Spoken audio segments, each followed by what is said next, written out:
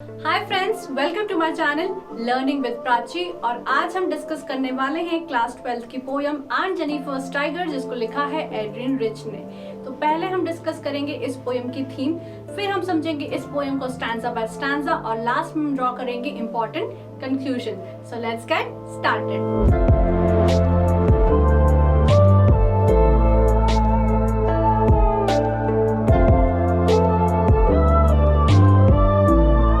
दोस्तों, ये जो हमारी पोयम है आंट जेनिफर्स टाइगर्स, इसको लिखा है एड्रियन रिच ने, जो एक अमेरिकन पोएट है। ठीक है, तो इस पोयम की थीम क्या है? This poem talks about a women's experience in her married life. यानी कि इस पोयम में एक लेडी की बात हुई है, जिसको रेफर कैसे किया गया है? As Aunt Jennifer. उनकी जो मैरिड लाइफ है उसके एक्सपीरियंसेस को इस पोयम में बताया गया है। ठीक है, अब उनकी जो मैरिड लाइफ थी बहुत अच्छी नहीं थी, बहुत ही बेकार थी, काफी स्ट्रेसफुल थी, उनको टॉर्चर करा गया। ठीक है, उनकी जो सोसाइटी थी मेल डोमिनेंट सोसाइटी थी। ठीक है, यानी विमेन को इतना फ्रीडम नहीं था कि वो अपनी फीलिंग्स एक्सप्रेस कर पाए, वो जहाँ चाहे वहां जा पाए, वो जो चाहे कर पाए। ठीक है, इस पोयम में आंट जेनिफर के इनर मोस्ट डिजायर्स को भी बताया गया है। क्योंकि ये जो हमारी सोसाइटी थी एक मेल डोमिनेंट सोसाइटी थी, उनको अपने डिजायर्स कभी खुल के बताने का मौका नहीं मिला, इसलिए वो टाइगर्स बनाती हैं, वूलन टाइगर्स बनाती हैं और उनके थ्रू अपने डिजायर्स को बाहर लाती हैं। तो यही इस पोयम की थीम है। अब हम जानेंगे इस पूरी पोयम को स्टैंजा बाय स्टैंजा। तो दोस्तों, अब हम डिस्कस करेंगे इस पोयम को स्टैंजा बाय स्टैंजा। तो स्टैंजा नंबर 1 है, Aunt Jennifer's tigers prance across a screen, bright topaz denizen of a world of green. They do not fear the men beneath the tree. They pace in sleek chivalric certainty. ठीक है, तो यहाँ पे जो aunt Jennifer है उनके बनाए गए टाइगर्स, ठीक है, उन्होंने क्लॉथ पे वूल से टाइगर्स बनाए हैं। ठीक है, तो उनकी बात करी गई है, उन टाइगर्स की बात करी गई है। आंट जेनिफर के जो टाइगर हैं, they prance across a screen. Prance का मतलब है टू मूव फ्रीली। तो आंट जेनिफर के जो टाइगर्स हैं वो बिल्कुल फ्रीडम से भरे हुए हैं। ठीक है, प्रांस का मतलब है टू जंप। तो आंट जेनिफर के जो टाइगर हैं, they are moving, they are jumping from one place to another. Bright topaz denizen of a world of green. ध्यान से समझो, उन टाइगर्स को किससे कंपेयर किया गया है? टोपैज से। टोपैज जो होता है वो येलो कलर का एक डायमंड होता है, बहुत ज्यादा ब्राइट होता है। ठीक है, तो वो जो टाइगर्स है इतने ज्यादा ब्राइट और चमकीले हैं कि उनको किससे कंपेयर किया है? टोपैज जैसे डायमंड से। अब यहाँ पे एक वर्ड यूज हुआ है डेनिजन। डेनिजन का मतलब होता है कोई भी ह्यूमन या कोई भी एनिमल जो एक पर्टिकुलर एरिया को बिलोंग करता है। ठीक है, तो ये जो हमारे टाइगर्स हैं वो पर्टिकुलर एरिया को बिलोंग करते हैं। और कहाँ पे करते हैं? Of a world of green. World of green किसको बोलते हैं? फॉरेस्ट को बोलते हैं। तो ये जो हमारे टाइगर्स हैं वो काफी फ्रीडम से इधर उधर मूव कर रहे हैं, काफी ज्यादा ब्राइट है लाइक अ टोपैज डायमंड, और they belong to a particular area, यानी कि फॉरेस्ट के एक पर्टिकुलर एरिया को बिलोंग करते हैं। ठीक है, They do not fear the men beneath the tree. ठीक है, जब जंगल में जाते हैं तो शिकारी होते हैं। शिकारी क्या करते हैं? जानवरों का शिकार करते हैं। टाइगर्स का भी लोग शिकार करते हैं। तो जब ये टाइगर्स देख लेते हैं कि पेड़ के पीछे कोई शिकारी खड़ा हुआ है, कोई आदमी खड़ा हुआ है, तो ये जो टाइगर्स है उनको देख के डरते बिल्कुल भी नहीं है। ठीक है, They do not fear the men beneath the tree. They pace in sleek chivalric certainty.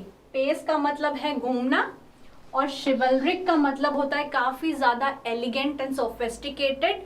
और शिवलरिक का एक मीनिंग और होता है जेंटलमैन बिहेवियर, वुमेन के प्रति या औरतों के प्रति काफी ज्यादा कर्टियस होना, रेस्पेक्टफुल होना। ठीक है, तो यहाँ पे एलिगेंट और रेस्पेक्टफुल होने की बात करी गई है।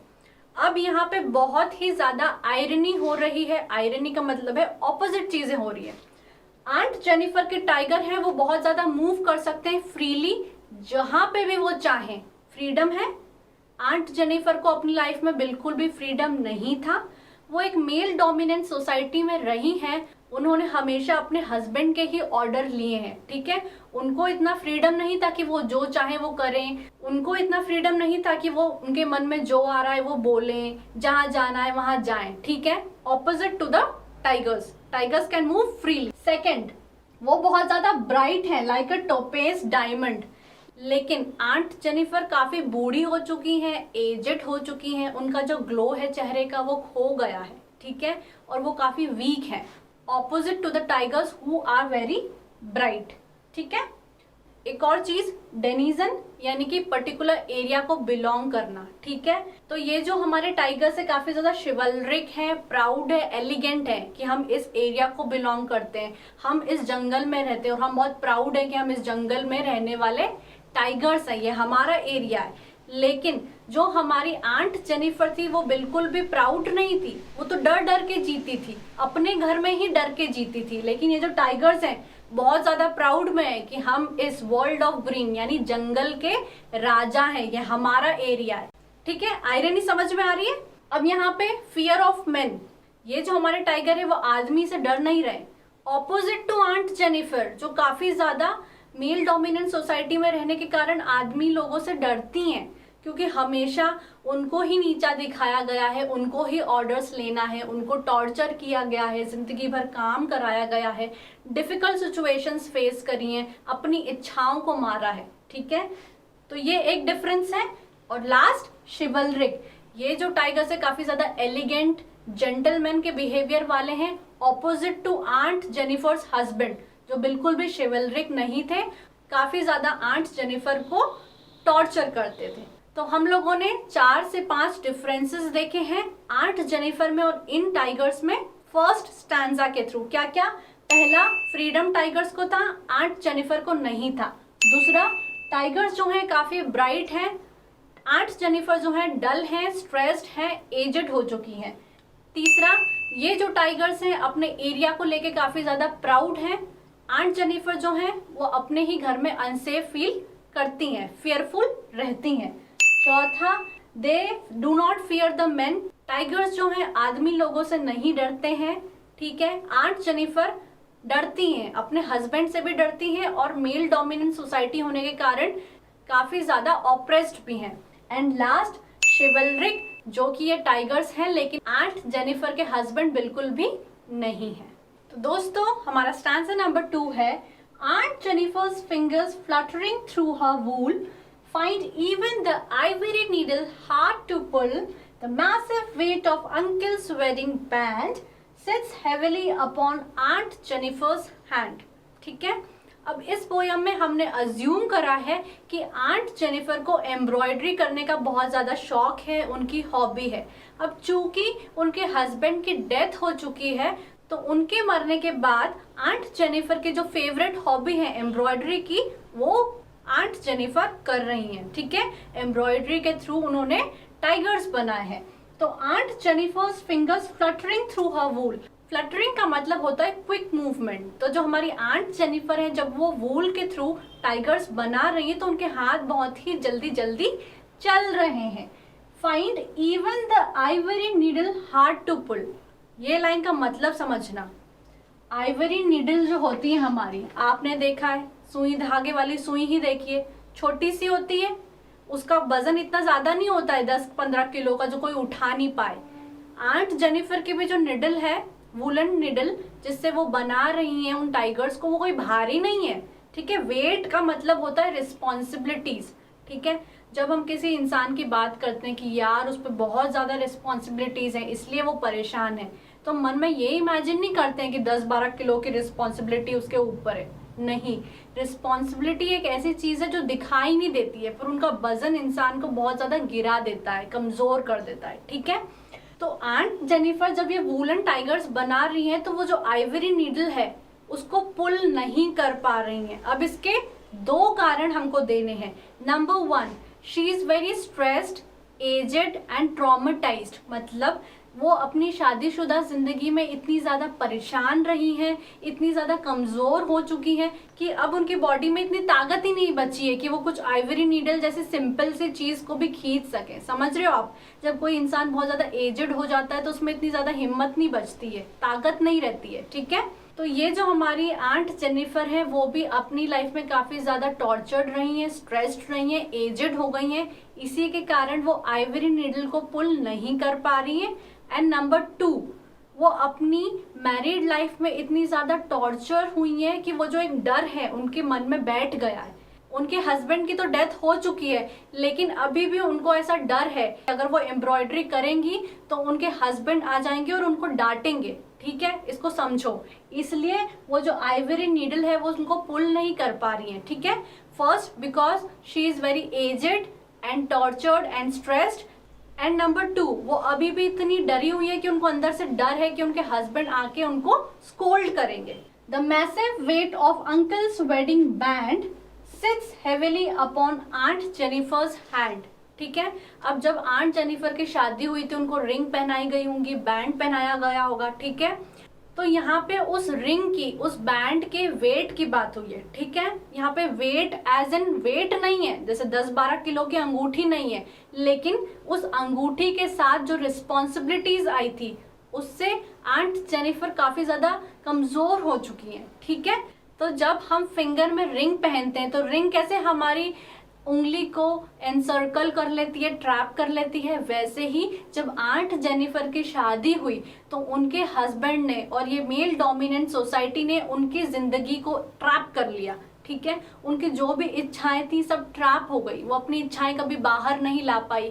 वो अपनी शादीशुदा जिंदगी के ऑब्लिगेशन यानी रिस्पॉन्सिबिलिटीज में इतना फंस गई कि उनकी सारी इच्छाएं दब गई। इसलिए बोला गया है massive weight of uncle's wedding band.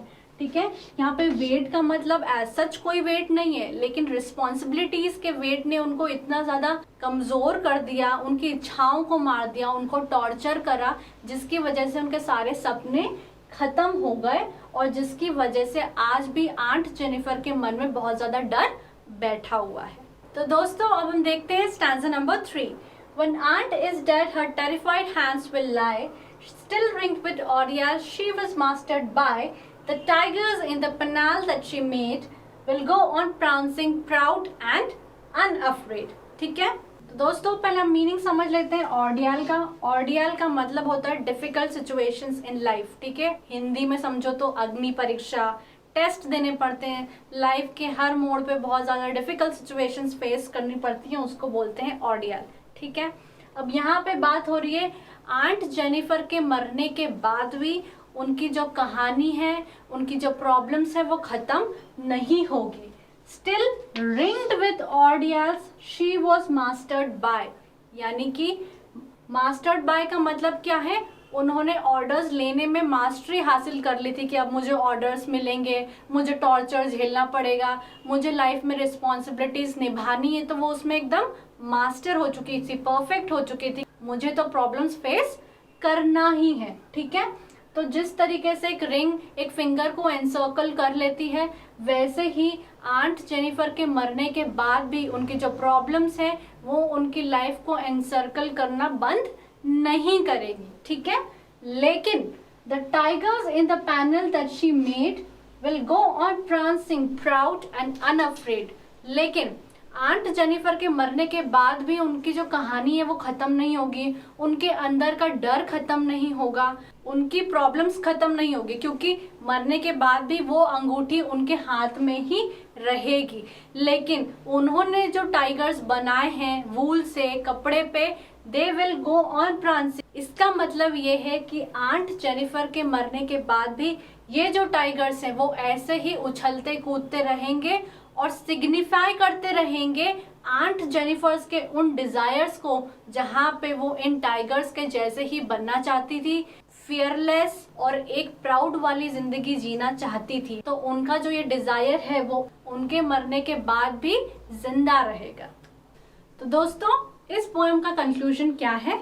इस पोएम में एक लेडी की बात हुई है जिसको रेफर किया है कैसे, आंट जेनिफर के नाम से, जिसकी मैरिड लाइफ को यहाँ पे डिस्कस करा है कि वो कैसे अपनी मैरिड लाइफ में काफी ज्यादा परेशान थी, मेल डोमिनेंट सोसाइटी होने के कारण वो अपनी इच्छाएं कभी पूरी नहीं कर पाई, वो जो चाहती थी वो कर नहीं पाई, उन्होंने काफ़ी डर डर के अपनी ज़िंदगी गुजारी, वो अपने आप में कभी प्राउड फील नहीं कर पाई, वो हमेशा अपने हस्बैंड पे ही डिपेंडेंट रही। और कैसे उन्होंने वूलन टाइगर्स बनाए, जिसको बना के उन्होंने अपने इनर मोस्ट डिज़ायर्स को दिखाया कि वो एक फियरलेस वुमन बनना चाहती है, प्राउड से यानी इज्जत से अपनी ज़िंदगी जीना चाहती हैं, मेल डोमिनेंट सोसाइटी में वो नहीं रहना चाहती हैं, एकदम प्राउड और इज्जत वाली ज़िंदगी जीना चाहती हैं। और पोयम में ये भी बताया है कि आंट जेनिफर के मरने के बाद भी उनकी स्टोरी ख़त्म नहीं होगी और उनके जो ये डिज़ायर्स हैं एक अच्छी ज़िंदगी जीने के, फियरलेस ज़िंदगी जीने के, प्राउड ज़िंदगी जीने के, वो उनके वूलन टाइगर्स के थ्रू हमेशा ही याद की जाएगी। तो फ्रेंड्स, ये था मेरी तरफ से इस पोयम का समराइजेशन। अगर आपको ये वीडियो अच्छा लगा हो तो वीडियो को लाइक कर दो, चैनल को सब्सक्राइब कर दो and wish you good luck for your exams.